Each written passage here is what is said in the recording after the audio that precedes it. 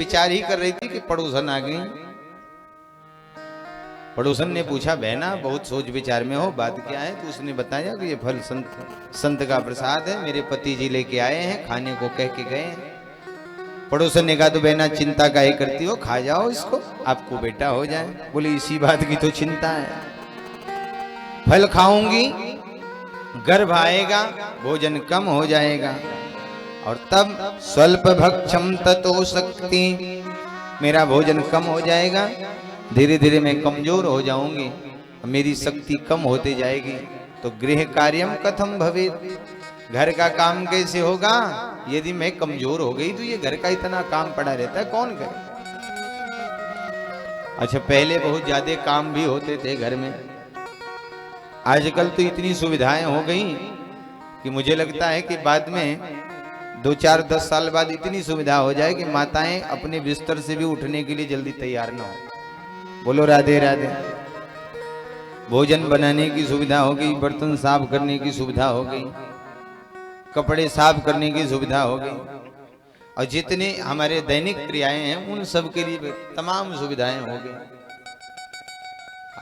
नहाने के लिए आपको पानी डालने की भी जरूरत नहीं। बोलो राधे राधे। आजकल तो बस धीरे से खोल दिया, सीताराम, बढ़िया प्रेम से नहाए। ऐसी ऐसी मशीनें आती हैं कि शरीर को पोंछना आपके बस की नहीं। आपको नहीं पोंछना, आप खड़े हो जाओ, शरीर पोंछ देवे, आपको कपड़ा चादर उड़ा देवे। धीरे धीरे लोग इसका उपयोग भी करने लगे। तो पहले तो बहुत काम हो गए, आजकल सारे काम मशीन करते हैं। उसने कहा, यदि कमजोर हो जाऊंगी तो घर का कार्य कैसे हो? पड़ोसन ने कहा, बहना तुमने बहुत अच्छी बात कही। अरे जिसके यहाँ बेटा बेटी होने वाला होता है तो भाभियां अपनी ननद को बुला करके और उनसे खूब 6 महीने पहले से काम कराती हैं। बेटा बेटी हो जावे तो चिन्हानी में निशानी में कुछ न कुछ अपनी ननद को देती हैं, बहना ये आपके लिए, वो खूब प्रसन्नता में निशानी लेके जावे। तुम भी अपनी ननद को बुलाना, खूब सेवा कराना और खूब घर का काम कराना, जाते समय उनको भी कुछ दे देना, वो भी प्रसन्न, आप भी प्रसन्न। धुंधली ने कहा, बहना मैं ये नहीं कर सकती। क्यों? बोले, हमारी ननद जो है वो बड़ी चोटी है, सारा माल झटक जाएगी और सब गड़बड़ कर जाए, इसलिए मैं उसे बुलाने वाली। बोलो राधे राधे। पड़ोसन ने कहा, तो फिर क्या करेगी? बोले, यही तो सोच रही हूं।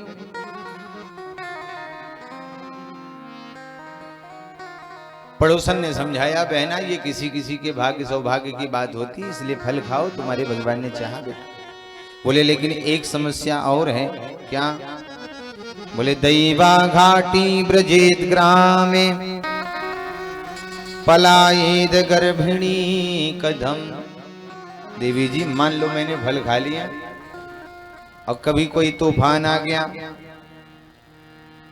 कोई भूकंप आ गया, कोई समस्या आ गई, इधर उधर सब गिरने लगा, सब तो भागेंगे, मैं कैसे? पलायेद गर्भिणी कथम, मैं तो गर्भिणी रहूंगी, मेरा शरीर भारी रहेगा, मैं भला कैसे भाग पाऊंगी? तब तो लगता है किसी पेड़ के नीचे दब के मर जाना पड़ेगा। पड़ोसन ने कहा, बहना तू क्या उठ पटांग सोचे, अरे इन सब चक्करों में काहे पड़ती, क्या जिंदगी भर रहना क्या? बोले, बहना तुमने बहुत अच्छा याद कराया, जिंदगी भर गर्भ नहीं रहेगा, तुमने बहुत अच्छा याद कराया। बहना मैं यही तो जानना चाहती हूँ कि हमने सुना है कि सुखदेव जी माता के गर्भ में 12 साल रहे, हमारा वाला अगर 1-2 साल भी रुक गया ठीक से पेट में तो हमारी तो हालत खराब है, मौत हो जाए, इसलिए मैं ना ये फल खाने से रही। पड़ोसन ने कहा, तेरी मर्जी, तू जाने। पड़ोसन समझा बुझा के चली गई। और अगले दिन बहन आई। बहन ने पूछा, बहना क्या बात हो गई? तो बहन ने सारी बात बताई धुंधली ने। तो बहन सोचने लगी, ओहो बड़ा अच्छा मौका मिला है। उसने समझाया, बहना ये बाबा फकीरों के चक्कर में पड़ना नहीं, ये पता नहीं क्या क्या कराते रहते। आजकल दुनिया वाले यही कहते हैं कि बाबाओं के चक्कर में नहीं पड़ना। जो सोशल मीडिया वगैरह पे देखो तो बिल्कुल कहते हैं बाबाओं के चक्कर में मत पड़ना। बोलो राधे राधे। बाबाओं के चक्कर में मत पड़ना, और सबसे ज्यादा फंसो तो बाबाओं के पास जाके उनसे निवेदन करो कि बाबा बचाओ, नहीं अब जान जाने वाली है। हाँ, ये हो सकता है कि गलती कोई एक करे और उसका परिणाम आपने सबके माथे पे फोड़ दिया, तो ये ठीक नहीं। ये सत्य है। कहा गया है कि गुरु करो जान के, पानी पियो छान के। तो इसलिए कहा गया है कि पहले आप किसी की शरण में जा रहे हो, पहले उसकी जानकारी तो कर लो। ऐसा नहीं कि केवल चमकदार वस्तु, हर वस्तु चमकदार जो है वो आपके लिए हितकर ही हो। कोई कोई चमकदार वस्तु, कोई सुंदर दिखने वाली वस्तु आपके लिए नुकसानदेह भी हो सकती है। बोलो जय सिया राम। जय सिया राम। चमकने वाला ये सुंदर बल्ब कितना सुंदर चमकता है, तो क्या हम इसे छू सकते हैं क्या? और छूने लगे, पता चली पीछे से करंट लगा तो हम पलट गए। हाँ, इसलिए हर चमकने वाली वस्तु सोना नहीं हो सकती। इसलिए उस पर भी विचार करना चाहिए कि हम जिसके पास जा रहे हैं, जिसके शरण में जा रहे हैं, जिन बाबा के शरण में जा रहे हैं, गुरु जी बना रहे हैं, जरा उनकी पहचान तो कर लें। और मुझे लगता है हर मनुष्य में, हर मानव में ये सामर्थ्य होता है, वो सामने वाले की पहचान तो कर ही सकता है कि वो कैसा है, अच्छा है कि बुरा है। ये बात अलग है कि किसी के मोह में अंधा हो जाना, पागल हो जाना कि नहीं हमको तो अब चाहे जो हो जाना ही नहीं की शरण में, वो अलग बात है। बहन ने समझाया बाबा बाबा के चक्कर में पड़ना नहीं बहना, ये बाबा लोग सब ढोंगी होते हैं, इनके चक्कर में पड़ना नहीं, और आपको ये फल नहीं खाना। अरे आपको बच्चे की जरूरत है, आप काहे इतना पीड़ा सहना चाहती हो?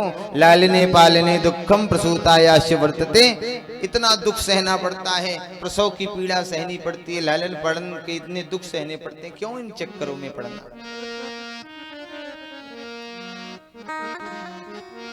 मुझे गर्व है, जो भी संतान होगी वो ला करके मैं तुम्हें दे दूंगी, और तुम बदले में ढेर सारा धन दे देना, मैं अपने पति को समझा लूंगी, तुम चिंता न करो।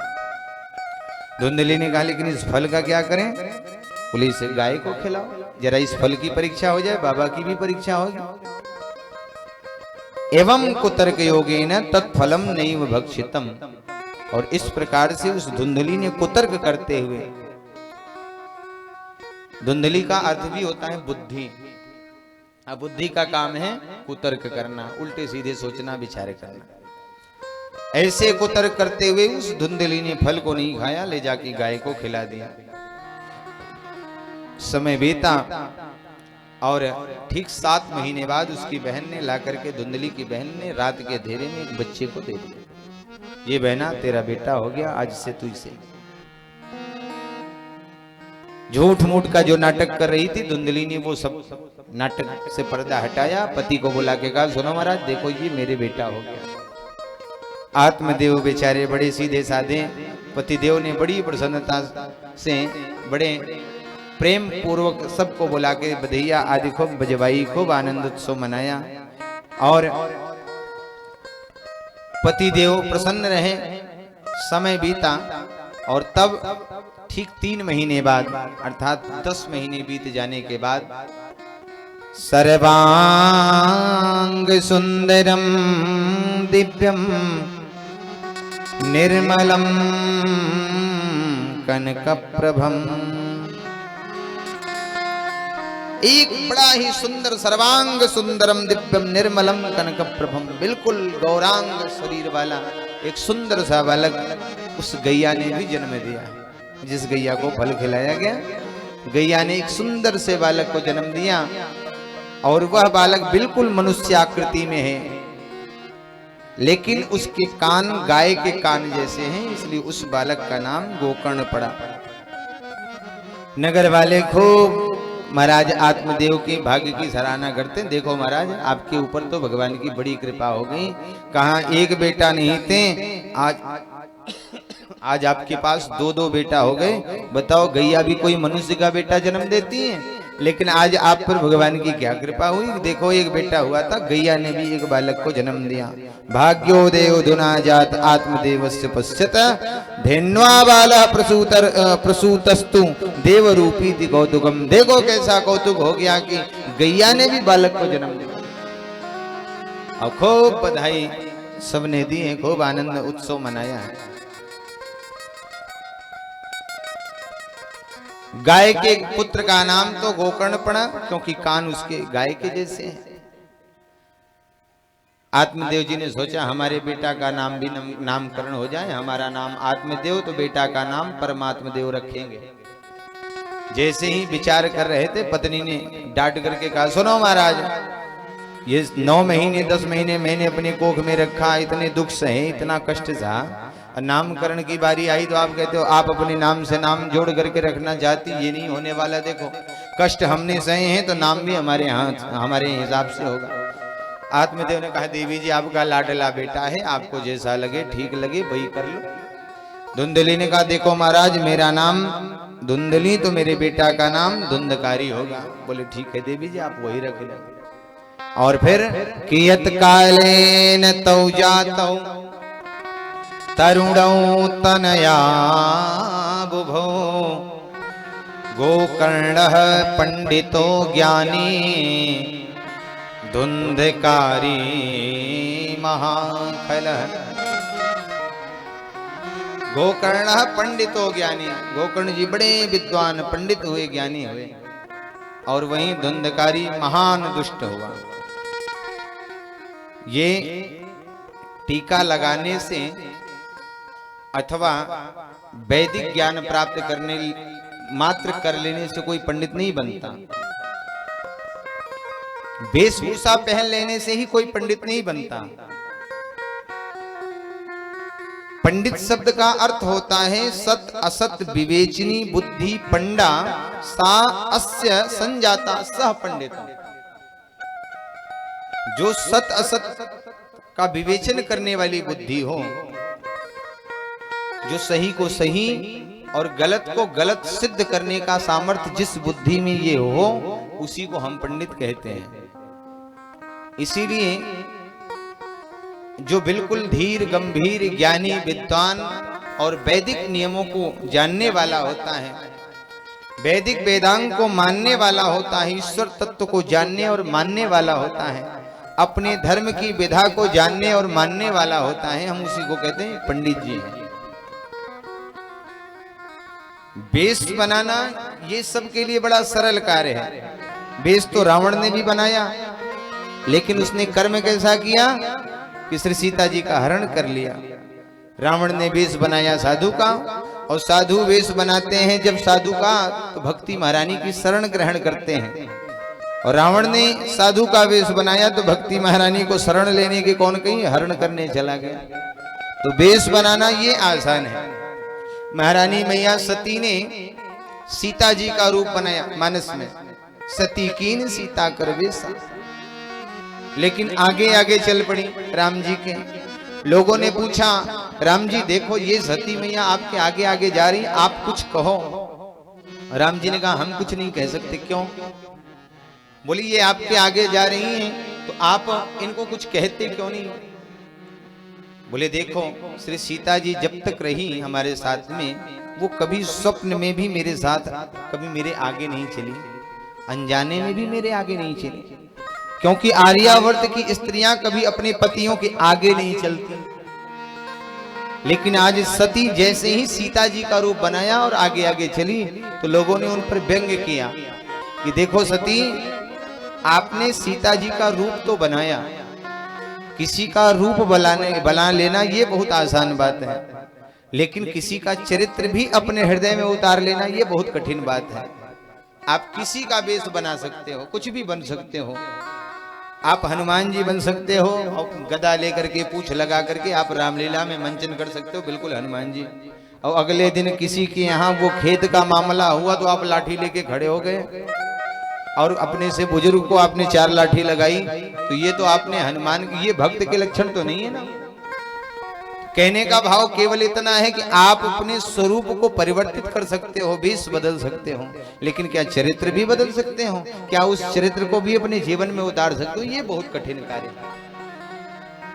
तो वेश बना करके कोई अपने आप को गिनावे कि हम पंडित हैं, हम ये हैं, हम ऐसे हैं, लेकिन सचमुच में उस बौद्धिक सामर्थ्य को अपने हृदय में आत्मसात करना ये बहुत कठिन कार्य होता है, और बड़ी आवश्यकता है कि इसे भी अपने हृदय में, अपने साथ में, अपने अंतर्हित में आत्मसात जो कर ले वो पंडित है। इसलिए कहा कि सत असत विवेचनी बुद्धि पंडा सा यस्सा अस्य संजाता सा पंडिता। जिसमें ये सारी बातें स्थित हो वही पंडित कहा गया। बोलो राधे राधे। राधे राधे। आवाज आपकी नहीं आ रही, जरा जोर से बोले राधे राधे।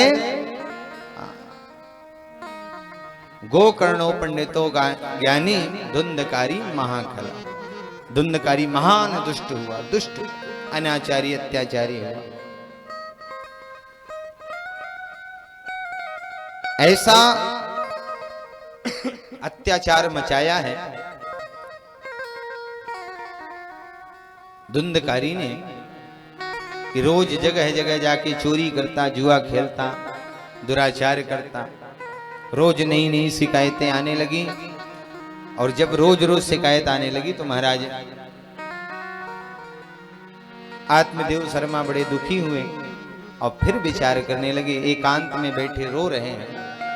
रोते हुए आत्मदेव शर्मा विचार कर रहे हैं, क्व तिष्ठामि क्व गच्छामि को मे दुःखं व्यपोहयेत प्राणास्त्यजामि दुःखेन हा कष्टं मम संस्थितम्। क्व तिष्ठामि क्व गच्छामि, मैं कहाँ जाऊं, कहाँ बैठूं, किससे कहूं अपना दुख, किससे कहूं। प्राणास्त्यजामि दुःखेन। अब जरा यहाँ विचार करना, ये वही आत्मदेव शर्मा है जब इनके बेटा नहीं हुआ तो आत्महत्या करने को गए, और आज फिर आत्मदेव को आत्महत्या करने का विचार आ रहा है। विचार करें, जब बेटा नहीं था तो भी इच्छा थी कि आत्महत्या कर लें। ऐसी जिंदगी से क्या फायदा जिसमें बेटा नहीं है। और आज फिर से आत्महत्या करने का विचार है, क्योंकि आज फिर मन में है कि ऐसा बेटा क्यों है। तो ये संतान की व्यवस्था ही ऐसी है, संतान का मोह ही ऐसा होता है। यदि बेटा कुलीन हो जाए, धर्मनिष्ठ हो जाए, पिता के कुल को बढ़ाने वाला हो जाए, तब तो समझो ठीक है, सब पार हो जाए। और बेटा यदि दुष्ट हो जाए, अनाचारी अत्याचारी पापाचारी हो जाए, तो पिता को भी लगता है कि ऐसी संतान से अच्छा था कि निर्वंशी रह जाते हम, ऐसा बेटा न होता। तो आज वही बेटा नहीं था तो भी रोना पड़ा और आत्महत्या का विचार आए, और आज वही बेटा आया है तो भी विचार आया। आत्मदेव जी को दुखी देख करके महाराज गोकर्ण जी ने सोचा कि पिताजी दुखी हैं। जा करके समझाने लगे, बोले पिताजी आप दुखी हो, आपके दुख का कारण क्या है। तो सारा दुख सुना दिया, और जब उनके दुख को देखा तब आत्मदेव जी ने गोकर्ण जी ने आत्मदेव जी को समझाया। बोले पिताजी इस संसार में आपके दुख का सबसे बड़ा कारण है मैं और मोर तोरते माया। मैं, मेरा परिवार, मेरा बेटा, मेरा घर, मेरा द्वार, मेरी पत्नी, मेरे बच्चे, मेरी जमीन, मेरी खेती, मेरी गाड़ी, मेरा बंगला, ये सबसे बड़ा मैं और मोर तोरते माया। और सबसे बड़ा मनुष्य के दुख का कारण यही है। संसार में दो बंधन के कारण बताए गए, देहे स्तिमान सुरुधिरे भी मतिम त्यजत्वम जाया सुतादिशो सदा ममता विमुंच पश्यानि संजगदिदं क्षणभंग निष्ठम वैराग्य राग रसिको भव भक्ति निष्ठः। अहमता और ममता।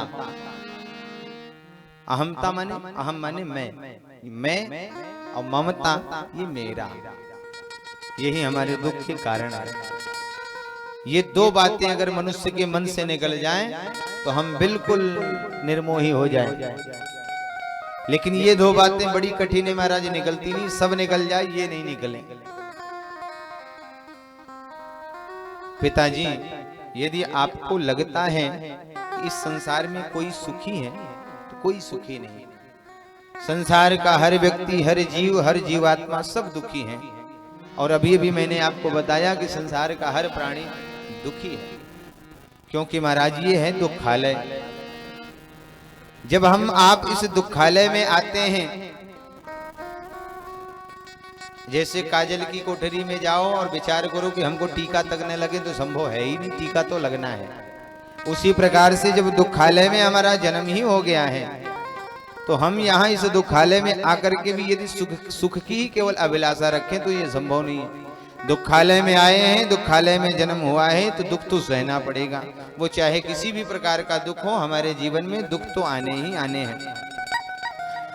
पिताजी न चेन्द्रस्य सुखम किंचित न सुखम चक्रवर्तिनः सुखमस्ति विरक्तस्य मुनेरेकांत जीविनः। यदि आपको लगता है कि महाराज जो स्वर्ग के राजा हैं इंद्र, उनको बड़ा सुख है, तो उन्हें भी सुख नहीं है। वो भी हमेशा दुखी रहते हैं कि कोई राक्षस, कोई दैत्य, कोई देवता, कोई यक्ष, कोई गंधर्व हमारे ऊपर आक्रमण करके हमारा इंद्र का ये सिंहासन छीन न लेवे, हमारा अधिकार न चला जाए। इंद्र को हमेशा इस बात की चिंता लगी रहती है। आपको पता है जब हम आप पूजा करते हैं तो पूजा करने के बाद हम लोग एक विशेष कार्य करते हैं। पूजा करके उठते समय पंडित जी लोग आप सबको सुनाते भी होंगे, आपने सुना भी होगा, मुख्य यजमान ने देखा भी होगा कि पंडित जी लोग कहते हैं कि आसन के नीचे जल गिराओ, उसी मिट्टी को रगड़ के माथे पे लगाओ। ऐसा होता है ना? आज कराया था पंडित जी ने। क्यों?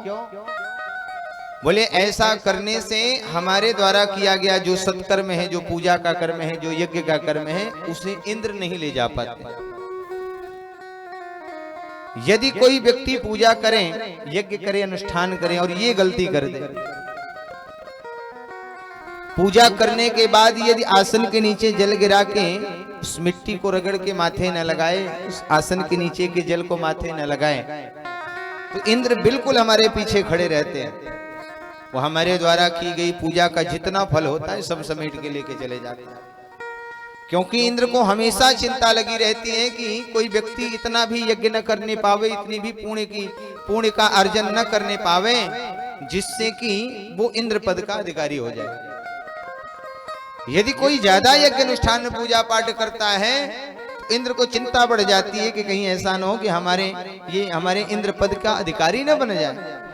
इसलिए जितने भी पूजा करने वाले होते हैं उनके पीछे इंद्र बिल्कुल खड़े रहते हैं। और अगर गलती से आपने ये कर्म नहीं किया, आपने माथे में वो जल नहीं लगाया आसन के नीचे जल गिरा के, तो आपके द्वारा किया गया सारा पूजा का जो फल है वो इंद्र लेके चले जाए। इसीलिए पंडित जी लोग कहते हैं आसन के नीचे जल गिराओ, माथे लगाओ, शक्राय नमः, इंद्राय नमः, मघवते नमः। इंद्र का एक नाम मघवा, मघवा माने इंद्र। ऐसा नाम लेकर के 3 बार ये जल को माथे से लगाएं तो इंद्र प्रसन्न हो जाते हैं, तब वो पुण्य नहीं ले जा पाते। बोलो राधे राधे। तो इंद्र को भी चिंता लगी रहती है कोई हमारा सिंहासन न छीन ले। पिताजी यदि आपको लगता है कि कोई चक्रवर्ती राजा, कोई चक्रवर्ती राजा महाराजा वो बड़े सुखी होते होंगे, तो वो भी सुखी नहीं, वो भी दुखी हैं। उनका दुख है कि कोई हम पर, कोई राजा महाराजा हम पर आक्रमण न कर दे, कोई राजा महाराजा हमारे ऊपर अधिकार न कर ले, हमारा राज्य न छीन ले। इसी प्रकार से संसार का हर व्यक्ति दुखी है। बोले सुखमस्ति विरक्तस्य मुनेरेकांत जीविनः। यदि संसार में कोई सुख की इच्छा करता है या तो सुख चाहता है, सुख पाना चाहता है, तो केवल एक ही उपाय है, विरक्तस्य मुनेरेकांत जीविनः। ये केवल सुख केवल उन विरक्तों को मिलता है, संत महात्माओं सन्यासियों को मिलता है, जो सब कुछ छोड़ छाड़ के, सारी संपदा का त्याग करके, सबसे सन्यास लेकर के और वो जाकर के एकांत जंगल में जीवन का यापन करते हैं, वही संसार में सुखी हैं।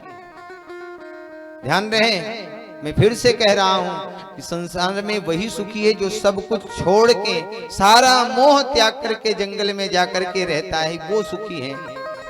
वो सुखी नहीं कि जो सन्यास को धारण करने के बाद जाकर के बड़ा सा आश्रम बनाया 10-20 किलोमीटर में, और आश्रम बनाने के बाद 10-20-50 गाड़ियां रख ली और फिर वो राजनीति में कूद गया, सन्यास का दुनिया का तामझाम अपने जीवन में रख लिया, तो कहे हम सुखी हो जाएं, तो वो सन्यासी सुखी होने वाला नहीं। सन्यासी वही सुखी है जो विरक्त होकर के बिल्कुल एकांत जीवन यापन करें, एकाकी जीवन रहे, वो सुखी। पिताजी ये पंचायती धर्मशाला है और इस पंचायती धर्मशाला में हमको केवल किराए पे रहने को मिला है, श्वास के किराए को देकर के हम इसमें रह रहे हैं। लेकिन हमारी समस्या है कि इस पंचायती शरीर रूपी पंचायती धर्मशाला में हम आए तो इसे अपना मान बैठे और ऐसा कब्जा जमाया कि छोड़ने की इच्छा नहीं होती। विचार करो, इस संसार से कोई मरना नहीं चाहता, लेकिन मरना सबको पड़ता।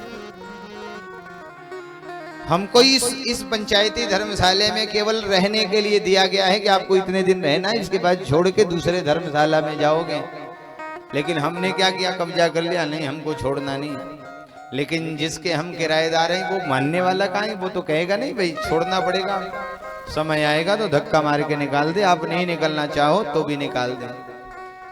क्षिति जल पावक गगन समीरा, छित जल पावक गगन समीरा, पंचरचितय अधम शरीरा। छित जल पावक गगन समीरा, पंच रचित जय जय अधम शरीरा।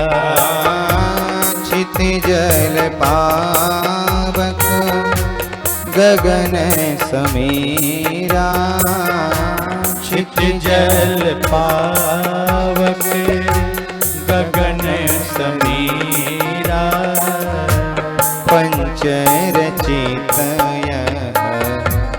अधम शरीरा। पंचरचित अधम शरीरा, पंचरचित अधम शरीरा।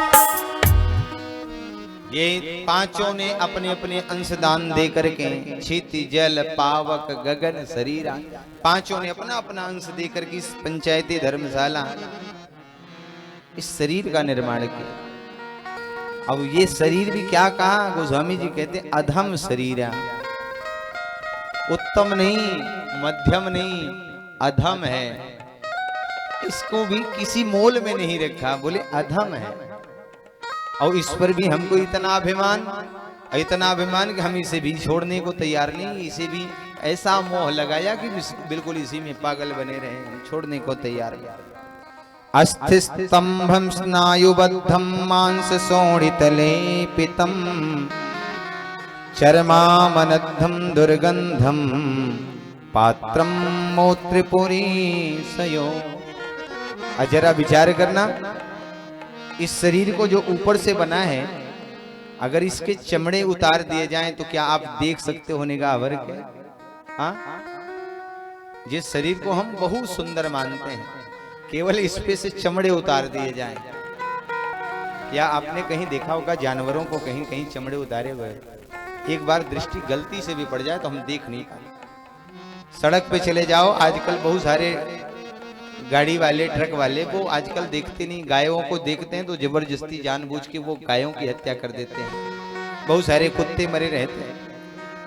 गलती से आपकी निगाह चली जाए बात दूसरी है, लेकिन एक बार यदि आपने दूर से भी देख लिया तो उसे नजदीक से देखने की हमारी आपकी हिम्मत नहीं रह जाती, क्योंकि इसमें हाड़ मांस मज्जा और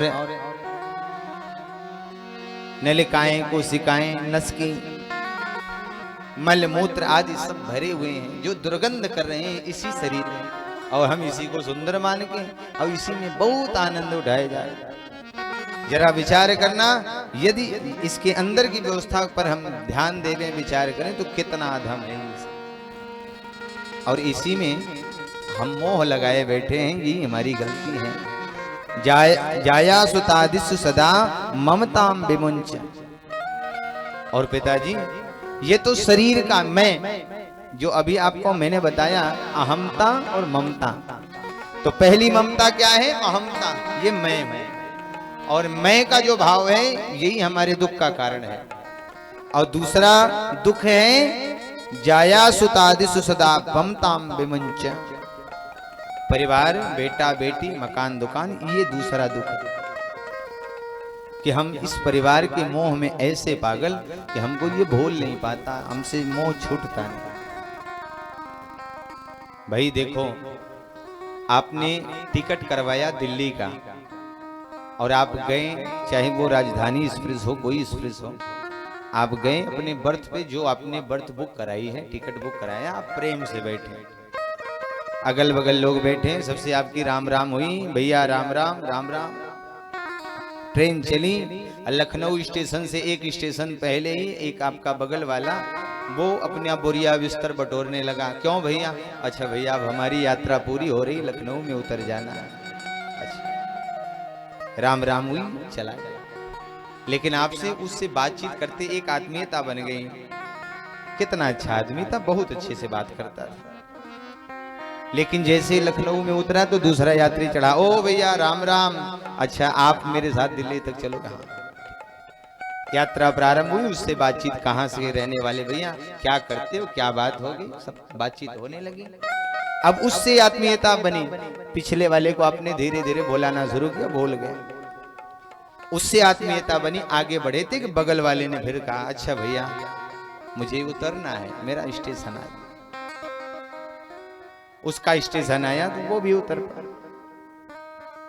आपका स्टेशन आया तो आपको भी उतरना है। ऐसा तो है नहीं कि एक बार आपने टिकट पे कब्जा कर लिया, एक बार टिकट ले लिया तो आपकी राजधानी की वो सीट हमेशा के लिए बुक हो गई, ऐसा तो है नहीं।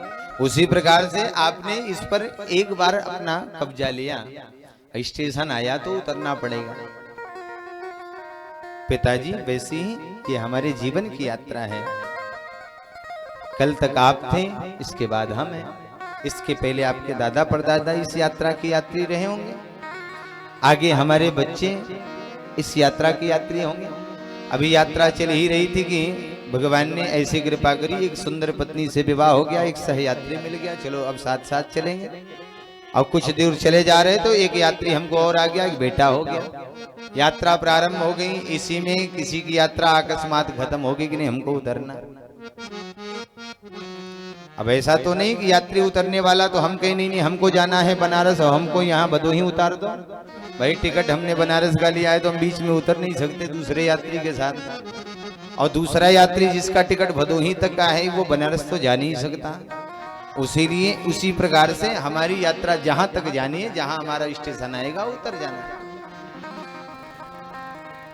इस प्रकार से बड़े सुंदर भाव में पुत्रदाराप्त बंधूनां संगमः पांत संगमः।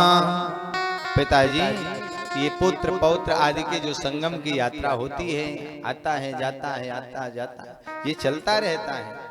और यदि हर यात्री से कोई एक यात्री मोह करने लगे कि ये क्यों उतर गया, इसे नहीं उतरना चाहिए था, ये मेरे साथ चलता तो ठीक था, क्या ऐसा संभव है कि आपका कोई सहयात्री और आपके साथ कहीं आप जा रहे हो तो वहां तक जाए? अरे जरूरी नहीं, उसका टिकट जहां का होगा वही उतर जाएगा।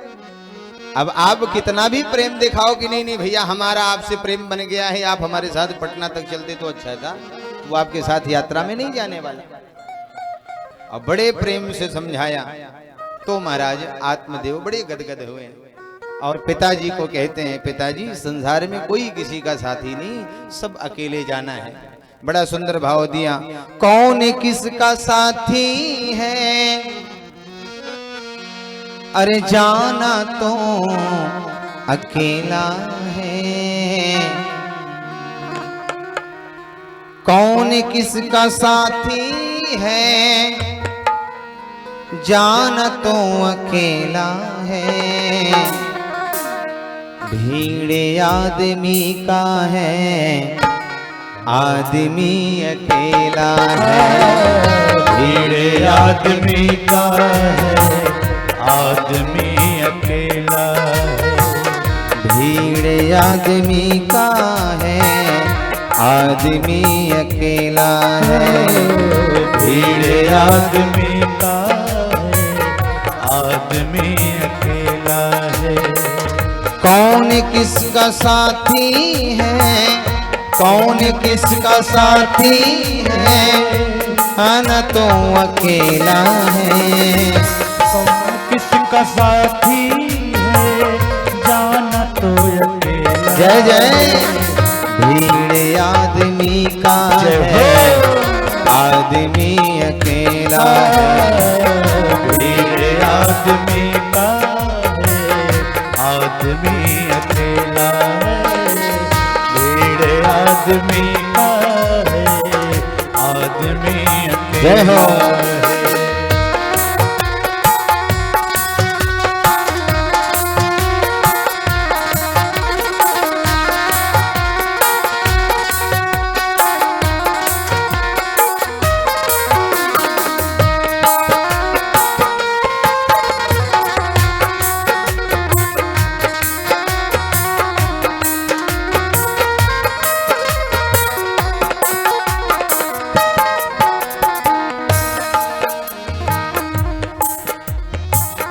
माल पास जब तक है हाथ सब मिलाएंगे। माल पास जब तक है हाथ सब मिलाएंगे। ध्यान रहे, सभी पूछते हैं आप कैसे हैं, जब तक आपके हाथ में पैसे हैं। जिस दिन ये माल पानी खत्म हुआ ना, बच्चे भी कहते हैं कि पिताजी अब आप अलग खाओ बनाओ, हमसे मतलब नहीं। आजकल आप सबने देखा होगा कि माता पिता को ही बच्चे दूर कर दे रहे हैं। लाखों जगह शहरों में आप जाकर के देखो, एक नहीं महाराज, एक एक शहर में 20-20, 25-25 वृद्धाश्रम चलते हैं। और उस वृद्धाश्रम में आप जाके देखो तो जगह नहीं है। वहां आकर के सभी वृद्ध अपना गुजारा करते हैं, कैसे भी करके उनको भोजन मिलता है। ये कहीं से आसमान से टपक के ये बुजुर्ग, ये वृद्ध नहीं आए। हम ही आप में से कुछ लोगों ने अपनी नीचताई की हद दिखाई है और ले जाकर के अपने माता पिता को, जब तक उनके पास धन दौलत रुपया पैसा था, उनको नीचते रहे, उनको नोच नोच के खाते रहे, उनका पाई पाई निचोड़ लिया और उसके बाद फिर उन्हें मरने को छोड़ दिया। माल पास जब तक है हाथ सब मिलाएंगे।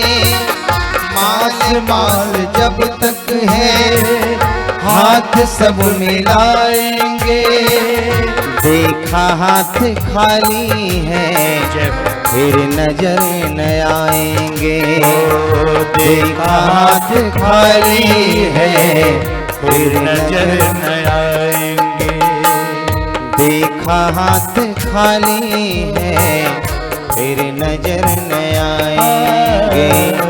देखा हाथ खाली है फिर नजर न आएंगे। झूठे रिश्ते नाते हैं, झूठे रिश्ते नाते हैं, व्यर्थ का झमेला है। झूठे रिश्ते नाते हैं, व्यर्थ का झमेला है।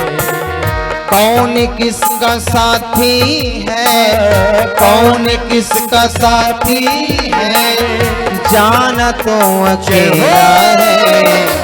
भीड़ आदमी का है, आदमी अकेला है।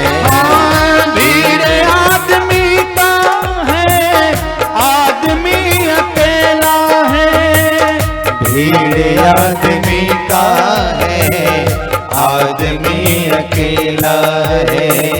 भीड़ आदमी आओ से ताली की सेवा देकर सभी गाएं जय जय। आदमी अकेला है। जय हो।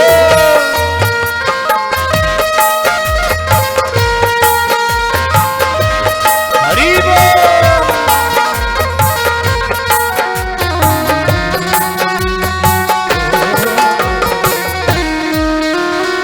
जय हो।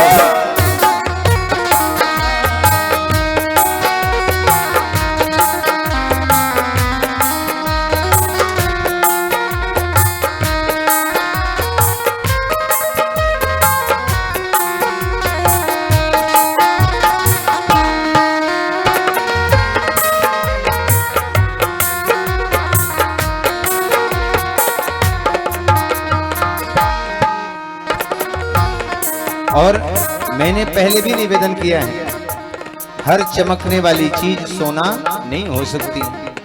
इसलिए जान करके, समझ करके, परख करके और फिर हम उस पर विश्वास करें।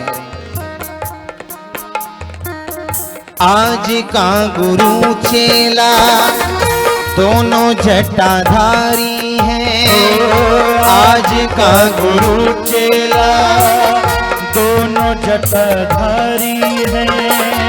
आज का गुरु चेला दोनों जटाधारी हैं। आज का गुरु चेला दोनों जटाधारी हैं। जिसके पास धन जितना उतना गुरु भारी है।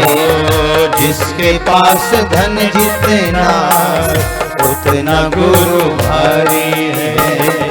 जिसके पास धन जितना उतना गुरु भारी है। छत्र लगा चांदी का, छत्र लगा चांदी का, क्या विचित्र लीला है। छत्र लगा चांदी का क्या विचित्र लीला है। कौन किसका साथी है, कौन किसका साथी है, जाना तो अकेला है। भीड़ आदमी का है, आदमी अकेला है। भीड़ आदमी का है, आदमी अकेला है।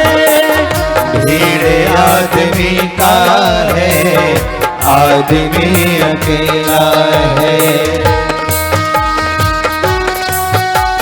हरि जय जय।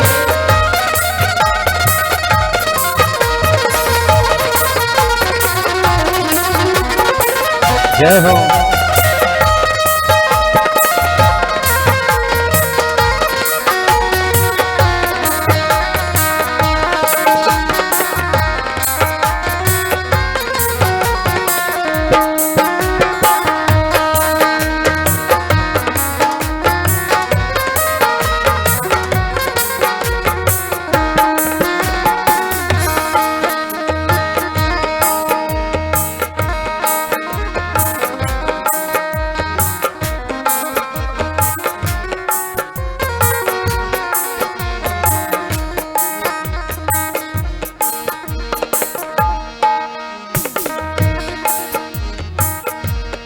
जब हमारा जन्म हुआ, माया मोह से हम बिल्कुल मुक्त थे। लेकिन जैसे आकाश से पानी की बूंद गिरे और धूल में सन जाए, वैसी हालत हमारी। जन्म लेने समय तो हम बिल्कुल पवित्र जल के समान थे, लेकिन जैसे भूमि पे पड़े तो मिट्टियों में सन गए। वैसे जब हमारा जन्म हुआ तो मन तो बिल्कुल पवित्र था, लेकिन माया ने ऐसे घुमाया कि हम इसी माया में बिल्कुल सम गए, लिपट गए। माया ने हमको ऐसा घेरा। मन पवित्र था मेरा जब जहां में आए थे। मन पवित्र था मेरा जब जहां में आए थे। मन पवित्र था मेरा जब जहां में आए थे। मन पवित्र था मेरा जब जहां में आए थे। धर्म कर्म कुछ ना था, अपने ना पराए थे। धर्म कर्म कुछ ना था, अपने ना पराए थे। धर्म कर्म कुछ ना था, अपने ना पराए थे। हम बेहोश हो गए, हम बेहोश हो गए, होश जब संभाला है। हम बेहोश हो गए, होश जब संभाला है। जब जिंदगी में इस बात का ज्ञान हुआ कि जिसके लिए आए थे वही काम तो नहीं किया, सब किया, मुख्य काम छोड़ दिया। हम बेहोश हो गए, होश जब संभाला है। हम बेहोश हो गए, होश जब संभाला है। कौन किसका साथी है, कौन किसका साथी है, जाना तो अकेला है। भीड़ आदमी का है, आदमी अकेला है। भीड़ आदमी का है, आदमी अकेला है। भीड़ आदमी का है, आदमी अकेला है। भीड़ आदमी का है, आदमी अकेला है। कौन किसका साथी है, कौन किसका साथी है, जाना तो अकेला है। भीड़ आदमी का है, आदमी अकेला है। भीड़ आदमी का है, आदमी अकेला है। भीड़ आदमी का है, आदमी अकेला है। भीड़ आदमी का है, आदमी अकेला है। भीड़ आदमी का है, आदमी अकेला है। बल भक्तवत्सल भगवान की जय हो। धर्मं भजस्व सततं त्यज लोक धर्मान्, सेवस्व साधु पुरुषान् जहि काम तृष्णा। और श्री गोकर्ण जी महाराज ने अपने पिताजी से कहा, पिताजी दुनिया की सारी चिंताओं को छोड़कर धर्मम भजस्व, धर्म का आश्रय लीजिए। सततम त्यज लोक धर्माम, ये संसार के चक्कर को छोड़ के जाओ और वहां साधु पुरुष संत पुरुषों का आश्रय लेते हुए जंगल में आप केवल भगवान का भजन करो, दसम स्कंद का पाठ करते रहो, भगवान की प्राप्ति हो जाए। आत्मदेव जी सब छोड़ छाड़ के जंगल गए, संत महात्माओं का आश्रय लिया, दसम स्कंद पाठ करते हुए अंततः भगवान धाम को पधारे। बोलिए भक्त वत्सल भगवान की जय हो। आत्मदेव जंगल चले गए। एक दिन धुंधकारी ने अपनी माता धुंधली की बड़ी पिटाई करी, अपनी माता को खूब पीटा और कहता, क्व वित्तम तिष्ठति ब्रूहि हनिष्ये लत्तयात्न चेता। जल्दी बता, धन दौलत कहाँ रखा है छिपा के, जल्दी बता। धुंधली ने कहा, बेटा जब तूने कुछ बचने दिया होता तब तो मैं बचा के रखती, तूने तो सब निपटा दिया, अब हम मेरे पास कुछ नहीं है। और इतनी पिटाई करी कि अपने बेटा के दुख से दुखी होकर के, अपने बेटा के द्वारा मार खा करके वो धुंधली रोती बिलखती रात के अंधेरे में भागी जा रही थी कि कूपे पातः कृतो रात्रौ तेन साने धनम गता। एक कुएं में गिर पड़ी रात के अंधेरे में और उसी कुएं में धुंधली मर गई। ध्यान रहे, पिताजी जंगल चले गए, माताजी कुएं में गिर के मर गई। गोकर्ण जी को लगा कहीं अब हमारी बारी न आ जाए, इसलिए हम यहाँ से धीरे से निकल लें और तीर्थ करने का बहाना बना करके गोकर्ण जी ने कहा, भैया आप आदेश करो तो हम तीर्थ करने जाए। बोले जाओ। गोकर्ण जी तीर्थ करने के लिए चले गए। अवसर मिला, धुंधकारी ने 5-5 गड़िकाओं को, वेश्याओं को ला करके घर में पटक दिया। देखिए, तुंग माने होता है श्रेष्ठ, भद्र माने कल्याणकारी। हमारा शरीर ही ये तुंगभद्र नदी है, उसी के किनारे ये हमारा अवतार है, हमारा जन्म है। आत्मदेव कौन है? बोले आत्मा ही हमारा आत्मदेव है, बड़ा सीधा साधा भगवान का भक्त। धुंधली कौन है? बोले बुद्धि ही धुंधली है। हम सभी आत्मदेव हैं और हमारी बुद्धि ही धुंधली है। हम आते हैं, कथा रूपी फल हमको संतों के द्वारा, भक्तों के द्वारा, कथावाचकों के द्वारा मिलता है। और क्या कहा जाता है कि ले जाओ ये फल। कौन सा फल? ये कथा रूपी फल लेके जाओ, धुंधली को खिलाओ। धुंधली क्या? बुद्धि को। इसके चिंतन में डाल दो, ये ग्रहण कर ले। यदि बुद्धि ने इसे आत्मसात कर लिया ये कथा रूपी फल को, तो फिर आपको चक्कर में पड़ना ही नहीं। लेकिन होता क्या है जैसे ही हम यहाँ कथा रूपी फल को लेकर के जाते हैं तो हमारी बुद्धि करती क्या है, एवं कुतर्क योगेन तत्फलम नैव भक्षितम। भाई संत का काम क्या है, आत्मदेव का काम क्या था, वो फल आप तक पहुंचा दिया संतों के द्वारा जो मिला। आपने क्या किया, उस फल को ग्रहण तो किया, लेकिन एवं कुतर्क योगेन तत्फलम नहीं वो भक्षितम, उस फल को आपने ग्रहण किया। ये आप जो कर रहे हो ये ग्रहण कर रहे हो, क्या कर रहे हो, ग्रहण कर रहे हो, लेकिन इसे आप खाओगे नहीं। जैसे आप यहां से जाओगे, क्योंकि बुद्धि का काम क्या है, कुतर्क करना, एवं कुतर्क योगेन, फिर आप गए तो आपने कुतर्क प्रारंभ कर दिया, लगे इधर उधर की बात करनी। ये महात्मा सब ऐसे समझाते हैं, ये सब समझने वाली बात नहीं है। कथा सुनी बस वही बहुत हो, और परिणाम क्या हुआ, तो हमारी बुद्धि से एक अंश आया जिसको हमने द्वंद्वकारी मान लिया।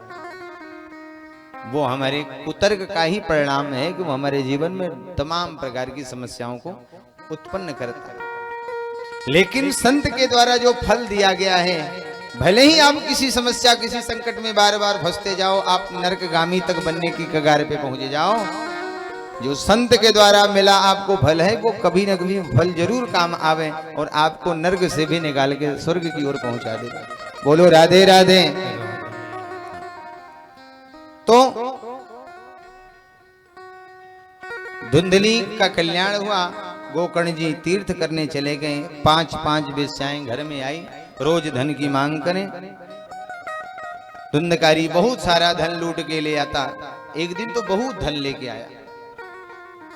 गणिकाओं ने विचार किया, इतना धन चोरी करके आता है, आज नहीं तो कल ये पकड़ा जाएगा, और जब पकड़ा जाएगा तो हम भी, ये हमारा नाम भी लेगा तो हम भी पकड़ी जाएंगे, फिर कारागार में हमको बंदी बनाया जाएगा। क्यों नहीं इसको मार के सारा धन लपेट के हम निकल जाएं। तो सो रहा था तो उसको पलंग में बांध दिया, खूब मदिरा पिलाया, खूब पीटा। जब उसकी मृत्यु नहीं हुई तो तप्तांगार समूहाश्च तन्मुखे ही विचिच्यपुः अग्निज्वालादि दुखेन व्याकुलो निधनम गतः। तप्तांगार समूहाश्च, जब जोर जोर से मुंह खोल के चिल्लाने लगा, रोने लगा, तो जलती हुई आग को एक गणिका लाई, उसके मुंह में ठूंस दिया, और उसी जलते हुए आग के ज्वलन से वो तड़प तड़प के पीड़ा में दुखी होकर के मर गया। आंगन में गड्ढा खोद दिया और वहीं गाड़ दिया। इसीलिए कहा गया कि जो धन की लालची स्त्रियां होती हैं उनका कभी भी विश्वास नहीं करना चाहिए। सुधामयम बचो यासाम कामेनाम रसवर्धनम, जो अपनी वाणी से खूब रस बरसावे, अब बहुत मीठी बात बोले, धन की लालची स्त्रियों का कभी विश्वास नहीं करना चाहिए। वो चाहे गंगा में खड़ी होके आपको कहें, लेकिन उन पर कभी विश्वास नहीं करना चाहिए।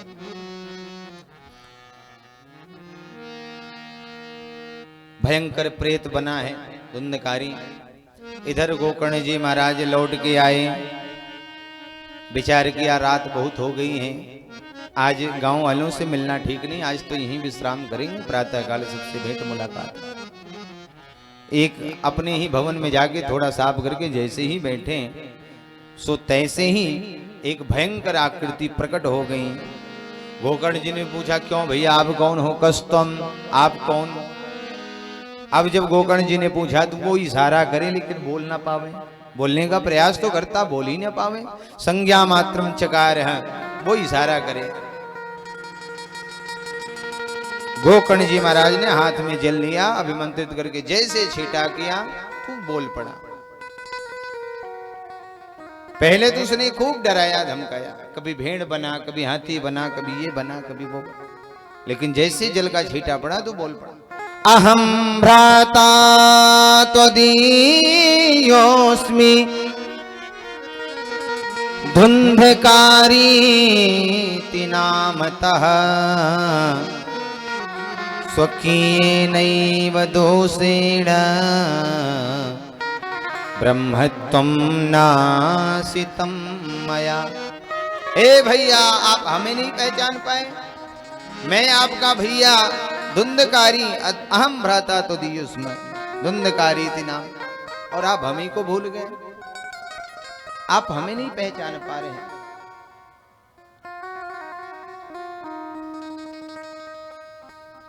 भैया आपकी ये दशा हो गई, आपकी ये दुर्दशा ये देखी नहीं जाती, लेकिन आपकी ऐसी दशा क्यों हुई?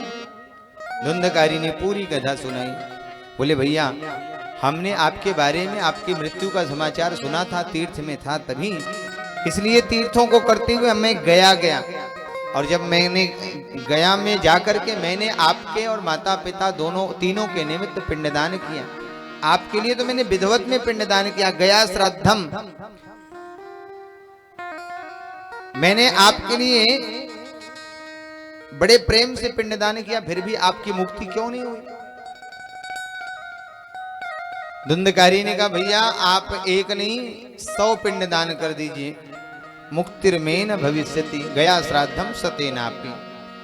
आप एक नहीं 100 पिंडदान कर दो, फिर भी मेरी मुक्ति होने वाली नहीं, क्योंकि मैं छोटा मोटा प्रेत नहीं, चांडाल प्रकृति का प्रेत हूं, जीवन भर पाप करने वाला मैं। गया के पिंडदान से मेरी मुक्ति होने वाली नहीं, कोई और उपाय हो तो आप सोचो। और तब गोकर्ण जी ने कहा भैया एक काम करो, आज आप जाके विश्राम करो, प्रातः काल आपकी मुक्ति का हम कुछ न कुछ उपाय जरूर खोजेंगे।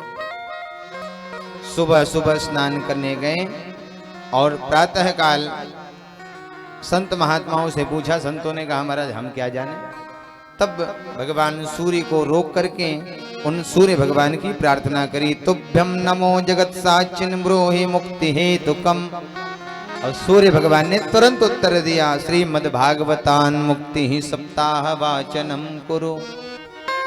हे गोकर्ण जी महाराज, यदि आप चाहते हो कि आपके भैया धुंधकारी का कल्याण हो जाए तो सप्ताह वाचनम कुरु। आप श्रीमद् भागवत महापुराण के दिव्य सप्ताह वाचन ज्ञान यज्ञ का अनुष्ठान करें, निश्चित ही धुंधकारी का कल्याण हो जाए। वैष्णवम ब्राह्मणम मुख्यम श्रोतारम परिकल्पय। फिर क्या था, गोकर्ण जी महाराज ने दिव्य भव्य भागवत जी का दिव्य आयोजन किया और आषाढ़ मास की के शुभ मुहूर्त में उन्होंने भागवत जी का दिव्य आयोजन संयोजन किया। दूर दूर से ब्राह्मण संत विद्वान और श्रोता आने लगे। दिव्य व्यास गादी बनाई और श्री गोकर्ण जी महाराज व्यास गादी पे बैठ के भगवान की कथा सुनाने लगे। तो प्रेतों का शरीर जो होता है वायु प्रधान होता है, थोड़ी हवा चली तो प्रेतों का शरीर उड़ जाता है। धुंधकारी जी के भी लिए आसन लगाया, भैया आके बैठ जाओ, आप भी जरा कथा सुनो। जैसे थोड़ी हवा चली तो धुंधकारी उड़ के दूर चले गए। अब तो लगा धुंधकारी को हम सुन चुके कथा, ये सुना चुके कथा, अगर ऐसी कथा सुननी तो धुंधकारी जी ने देखा कि जहां कथा हो रही थी बगल में बांस का बगीचा था, वहां 7 पोल का एक बांस का ठूठा पड़ा हुआ। वो जाकर के उसी पहले ठूठे में पहले गांठ में बैठ गए और पहले दिन की कथा सुनी। तो पहले दिन की कथा सुनने के बाद वो पहले दिन में पहले बांस की गांठ चटक गई।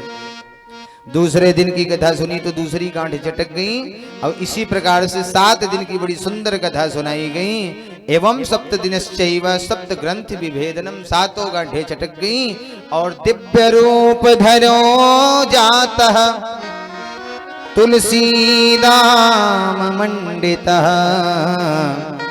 पीतवासा घनश्यामो मृकुटी कुंडला।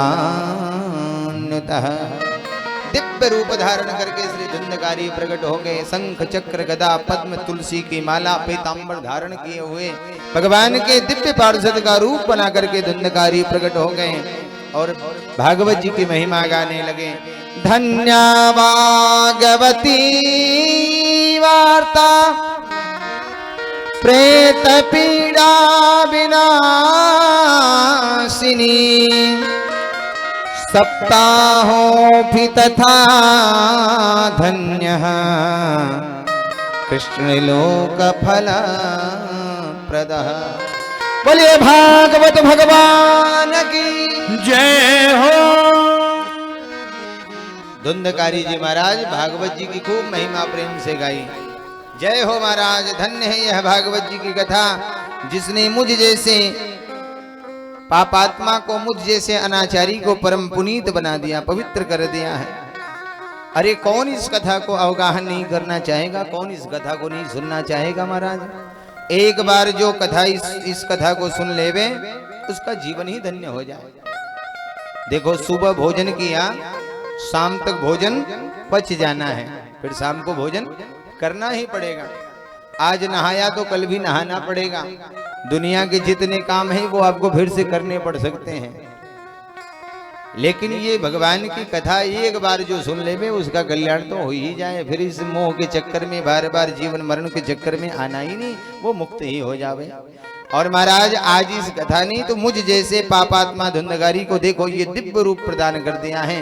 इस अनैतिक रूप से, इस प्रेतात्मा के स्वरूप से मुझे मुक्त करा करके मुझे भगवान का परम पार्षद बना दिया। बोलिए भक्त वत्सल भगवान की जय हो। दिव्य पार्षद भगवान का विमान लेके आए, धुंधगारी को लेके जाने लगे। पार्षदों से गोकर्ण जी ने पूछा, भैया एक बात बताओ, कथा तो सबने सुनी, सबके लिए विमान क्यों नहीं लेके आए, केवल इन्हीं के लिए क्यों लेके आए? बोले देखो महाराज, कथा तो सबने सुनी, लेकिन कथा सुनने के भेद होते हैं, कथा सुनने के अलग अलग स्वरूप होते हैं। श्रवणस्य विभेदेन फल भेदोत्र संस्थिता। जैसे कथा सुनने का भेद होता है वैसे उसका फल भी मिलता है। कोई व्यवहार बस कथा सुनने आता है, कोई निमंत्रण बस कथा सुनने आता है, कोई उसमें तमाम प्रकार के व्यवधान करने की इच्छा लेकर के आता है, कोई कमी खोजने आता है, और सबके अलग अलग प्रकार होते हैं। कथा बिल्कुल निष्ठा और श्रद्धा से भगवान की सुननी चाहिए, दीनहीन बन के सुननी चाहिए। ऐसा नहीं कि जब मन किया तो जाके कथा में बैठ लिए। आजकल तो श्रोताओं को देखा जाता है कि श्रोता तब चलते हैं घर से जब आरती हो जाए, मंगलाचरण हो जाए, कीर्तन हो जाए, तब कहते हैं चलो अब महाराज शुरू हो गए हैं, 3 घंटा ही नहीं को सुन के फिर चले आओ। बोलो राधे राधे, है कि नहीं? अच्छा विचार करो, न आपको आरती से मतलब है, न मंगलाचरण से मतलब है, न कीर्तन से मतलब है। अब आपने विचार किया है कि चलो केवल 2 घंटा 2.5 घंटा जो महाराज जी बोलेंगे बस उसी को सुनना है, और उससे पहले आधा 1 घंटा 1 घंटा पहले महाराज जी आके जैसे भेड़ चिल्लाए वैसे चिल्लाते रहे, और आपको उससे मतलब है नहीं, तो है कोई फायदा? कथा का मतलब होता है कि कथा में वक्ता से पहले जाके श्रोता बैठे और बड़े प्रेम से बैठ के कथा सुने। ये तो मतलब है नहीं कि जब मन किया तो उठ लिया, जब मन किया तो चले गए, जब मन किया घर का काम करके चले आए, जब मन किया खेती बाड़ी देख के चले आए, और आप चाहो कि हमारे लिए भी विमान आए तो विमान आएगा? हाजी नहीं आएगा। 20 बार घड़ी देखने से, 10 बार फोन पे बात करने से, जो मन करने से विमान आने वाला नहीं। कथा को बिल्कुल निष्कपट निश्चल भाव लेकर के प्रेम से जो बैठ करके पूरी कथा का आद्योपांत ग्रहण करता है, सो उसके लिए विमान आए। जो कथा को सुनने के बाद भी कथा को हृदय में धारण करता है, आत्मसात करता है, उसे गुनता है, धुनता है, सुनता है, मनन करता है, चिंतन करता है, उसको जीने का प्रयास करता है, उसके लिए विमान आएगा। आपने कथा सुनी और जैसे यहाँ से कथा सुनी पल्ला झाड़ते निकल गए, तो आपने यहाँ की कथा यहीं झाड़ दी, अब हमको ले नहीं जाना है, तो विमान नहीं आने वाला। बोलो राधे राधे।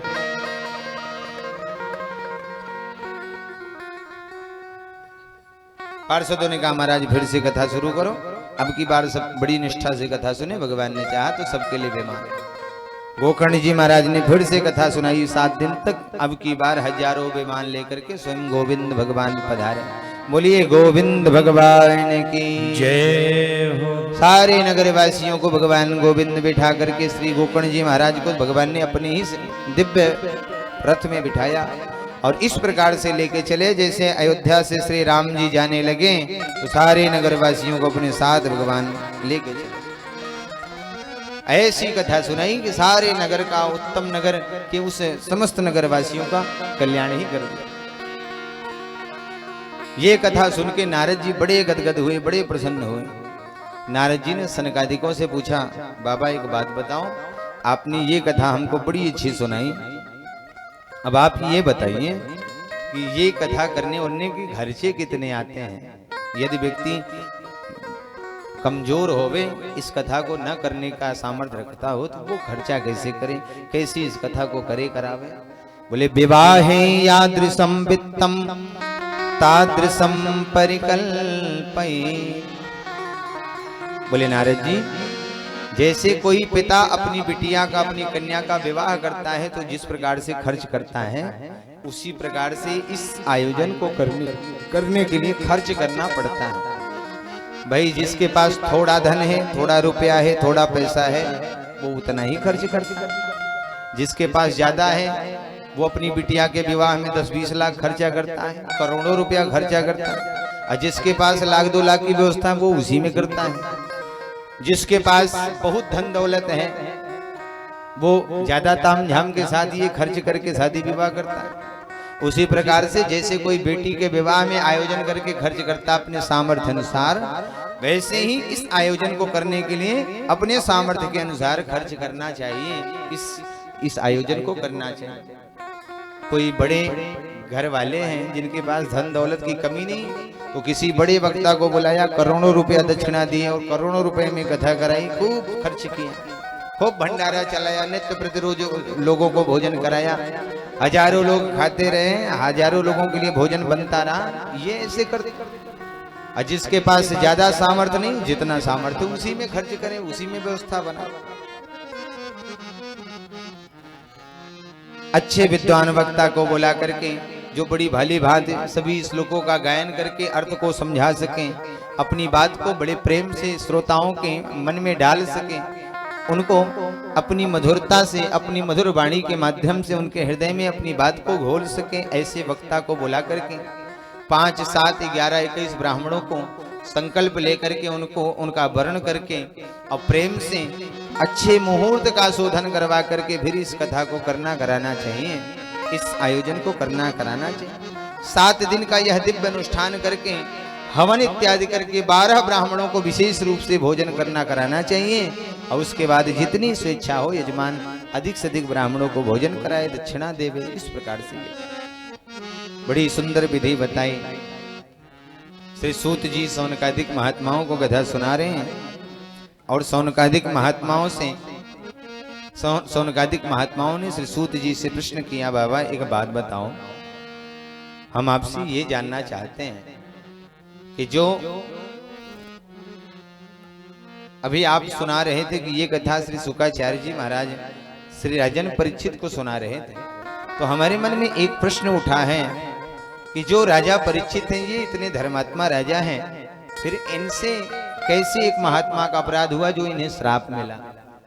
इतने धर्मात्मा राजा को श्रापित क्यों होना पड़ा?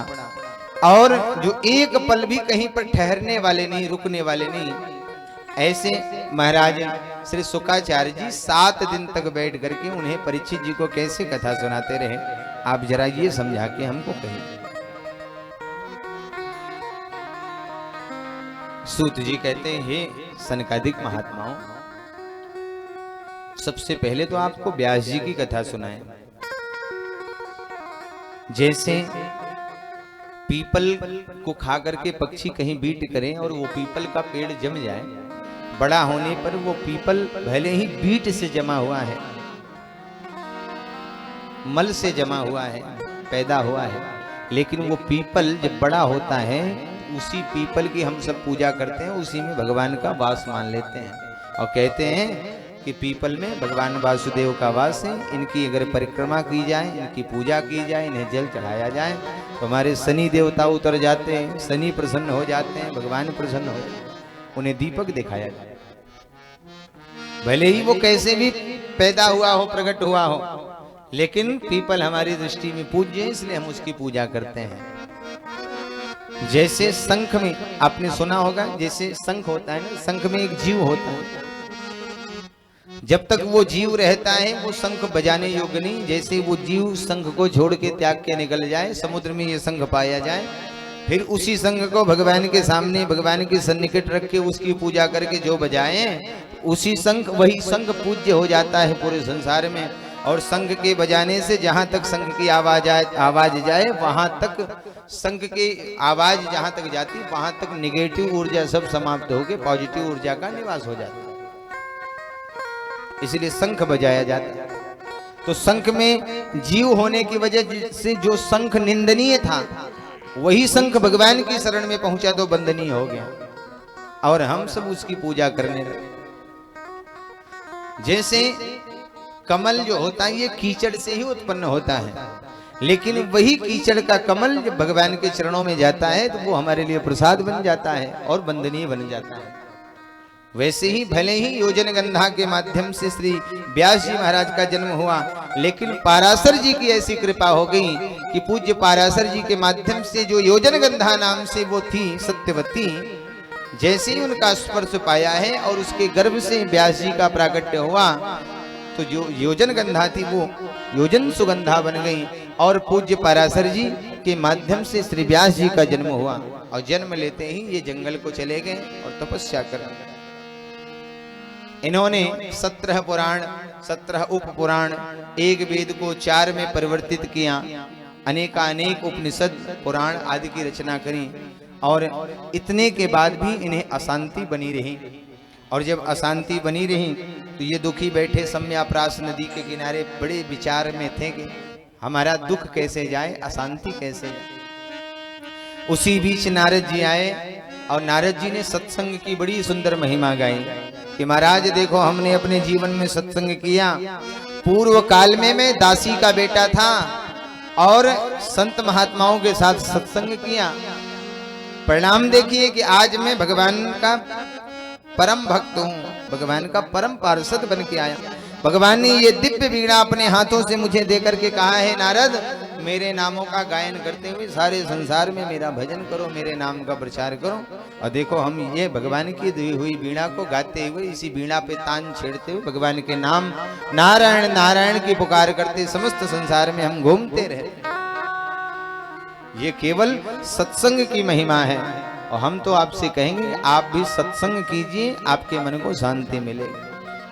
और ऐसा कह करके नारद जी ने चतुश्लोकी भागवत का दिव्य उपदेश सुनाया, और चतुश्लोकी भागवत का दिव्य उपदेश सुना करके नारद जी अंतर्हित हो गए।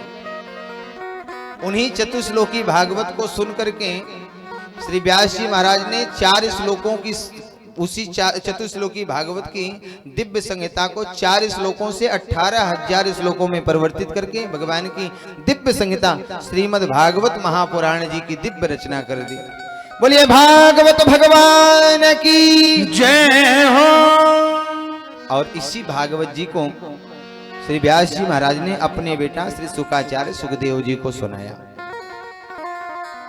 और उन्हीं सुखदेव जी ने इसी भागवत जी की कथा को राजन परीक्षित को सुनाया। सूत जी से सौनकादिकों ने कहा महाराज हमने जो पहले आपसे प्रश्न पूछे हैं आप उन प्रश्नों के उत्तर नहीं देते।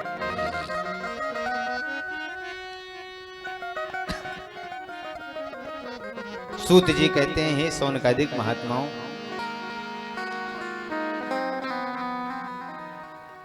पूर्व काल में महाराज राजा हुए शांतनु,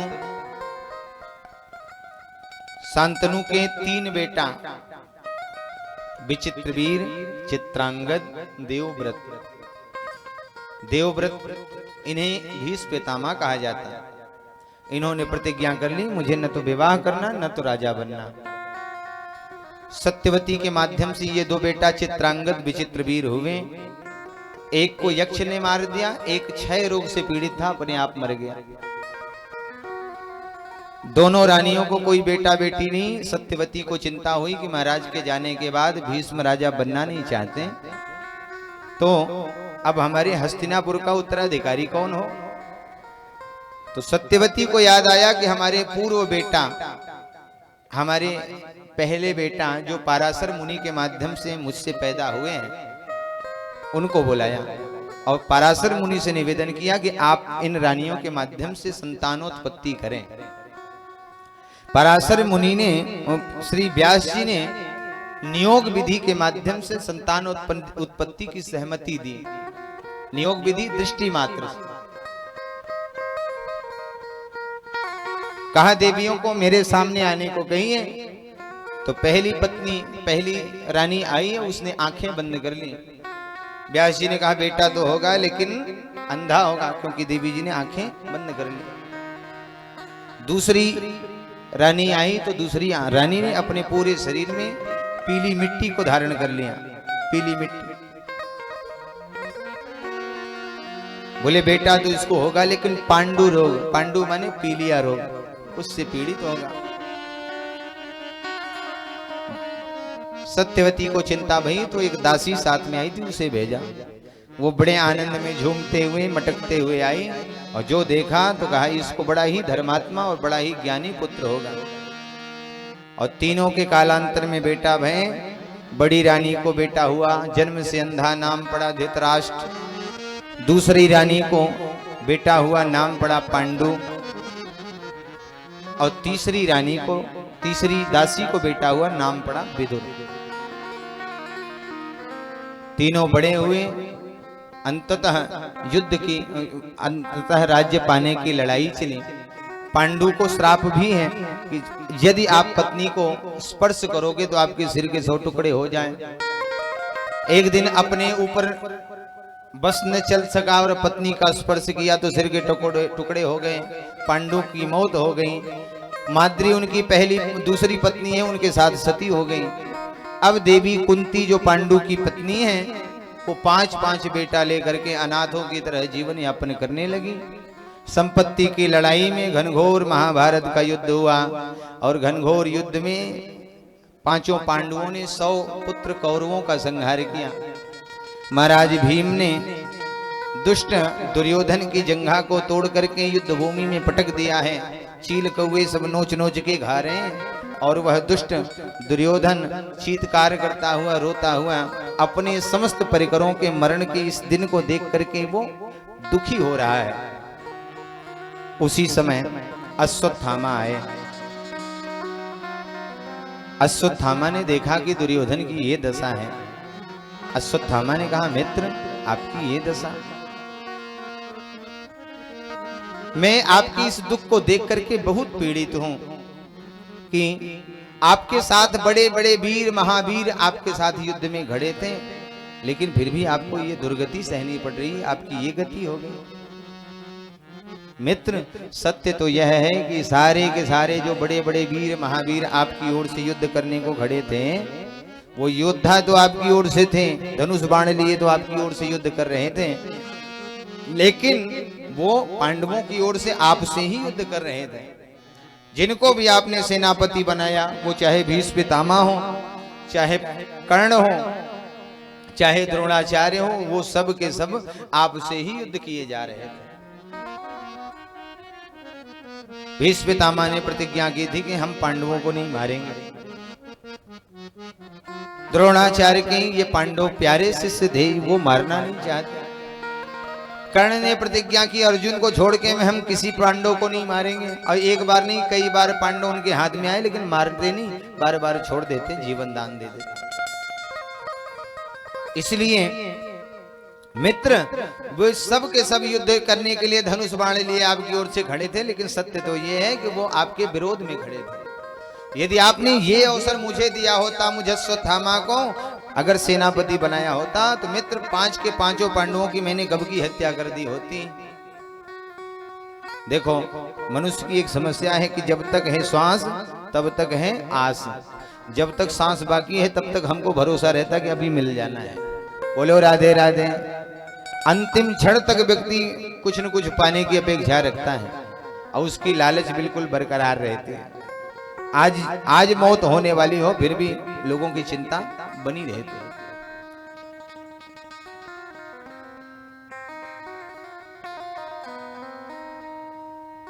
महाराज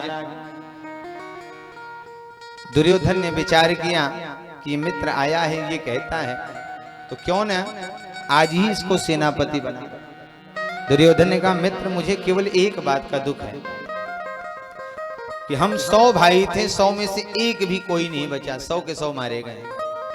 और पांडव 5 भाई थे, एक भी नहीं मरे। इसी बात का हमको दुख है। कोई एक पांडव भी मर जाता तो हमको ये लगता चलो 5 में से एक तो हमने निपटा दिया। अश्वत्थामा ने कहा मित्र ये अवसर मुझे दो, देखो फिर क्या होता। डूबते को तिनके का सहारा होता है। दुर्योधन ने तुरंत रक्त तिलक कर दिया। मित्र आपको मैं सेनापति घोषित करता हूं और मैं चाहता हूं जब तक योद्धा जीवित है युद्ध समाप्त नहीं होता। मैं चाहता हूं आप जाओ पांडवों की हत्या कर